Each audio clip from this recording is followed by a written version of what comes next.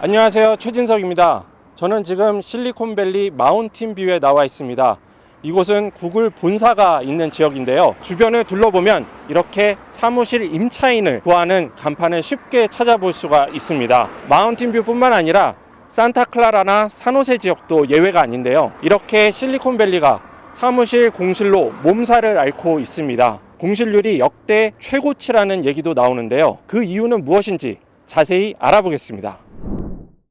실리콘밸리 지역의 사무실 공실률이 치솟고 있습니다. 글로벌 부동산 컨설팅 업체인 쿠시먼 앤 웨이크필드에 따르면 올해 2분기 실리콘밸리 사무실 공실률이 21.6%를 기록했습니다. 지난 1분기보다 3.2%포인트 상승한 수치입니다. 이 회사는 2008년 글로벌 금융위기 여파로 공실률이 최고치에 달했던 2010년 1분기를 넘어 사상 최고치를 기록했다고 설명했습니다. 지역별로는 산호세 공항 지역이 42.0%로 가장 높았고요. 산타클라라가 32.5%, 캠벨과 산호세 지역이 29.9%, 마운틴뷰가 26.2% 등이었습니다. 실리콘밸리 전체 빈 사무실 공간은 2분기 183만 제곱미터로 1분기보다 19% 이상 급증했습니다. 여기엔 산호세 시내에 새로운 사무실 건물이 최근 완공된 것도 영향을 줬는데요. 이처럼 수요가 감소하고 있는 상황에서 공급이 초과하는 현상이 심화하는 분위기입니다. 전문가들은 여기에 세 가지 요인이 주로 작용했다고 보고 있습니다. 먼저 지난해부터 빅테크들이 대규모 감원에 나서면서 사무실 공실 증가에 영향을 줬다고 분석합니다. 두 번째로 여기에 원격 회의 기술 발전으로 재택근무 문화가 자리를 잡으면서 기업들이 이전만큼 많은 사무실을 필요로 하지 않게 된 점도 작용했습니다. 코로나 기간 동안 재택근무를 경험한 직원들이 줌이나 구글 미트와 같은 화상회의 업무에 적응하면서 사무실로 돌아오지 않는 현상이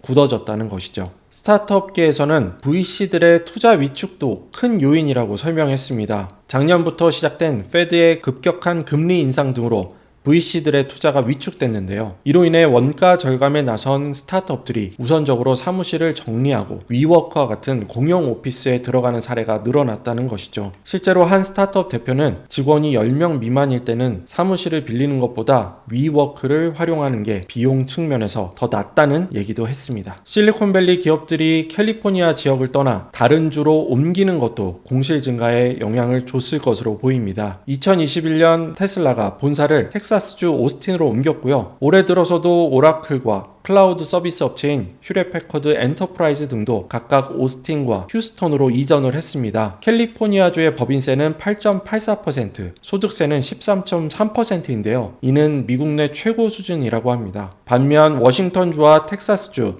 플로리다주는 개인소득세가 없는데요. 때문에 근로자 입장에선 같은 월급을 받아도 캘리포니아에 있을 때보다 손해주는 게 더 많은 효과가 나타납니다. 기업들도 이런 측면을 좀 많이 고려한다고 합니다. 상업용 부동산과 달리 실리콘밸리 주택 수요는 여전한 분위기입니다. 고금리로 인해 미국 부동산 시장이 타격을 받았을 때도 실리콘밸리 집값은 오히려 올랐습니다. 빅테크들의 대규모 감원에도 불구하고 실리콘밸리의 우수한 학군 등으로 인해 지역을 이탈하는 인구가 적었다는 것이죠. 실제로 웨스트 산호세의 한 집은 최근에 임차인이 바뀌면서 집주인이 임대료를 월 4,500달러에서 5,000달러로 11% 정도 올렸는데요. 그럼에도 금방 새로운 세입자를 구했다고 합니다. 실리콘밸리의 재택근무가 일하는 방식 중 하나로 완전히 자리를 잡았다고 설명을 드렸는데요. 최근 빅테크 사이에선 조금 다른 움직임이 보이고 있습니다. 직원들에게 사무실에 출근해서 일하라고 주문하는 빅테크들이 늘어나고 있는 것인데요. 페이스북과 인스타그램을 운영하는 메타는 직원들에게 다음 달부터 주 3일 출근하라고 통보했습니다. 마크 저커버그 CEO는 이에 대해 회사로 출근하던 시절 입사한 엔지니어가 원격 근무 기간 입사한 사람보다 더 나은 성과를 올린다고 밝힌 바 있습니다. 이에 따라 직원들은 사무실에 일주일에 3일 이상 출근해서 일해야 합니다. 최근 인공지능 기술을 중심으로 빅테크 간 경쟁이 심화하고 있는 상황에서 업무 효율을 높여야 할 필요성에 따른 것 같습니다. 또 대규모 감원으로 직원들이 대거 빠져나간 만큼 남은 직원들의 업무 강도를 높이는 것이 불가피하다고 판단한 것으로 풀이됩니다. 메타에 앞서 구글도 지난 6월 직원들에게 주 3일 출근하라는 지침을 내렸는데요. 재택근무에서 하이브리드 워크로 전환을 하겠다는 것인데 이에 일부 직원들은 유연근무제를 유지하라며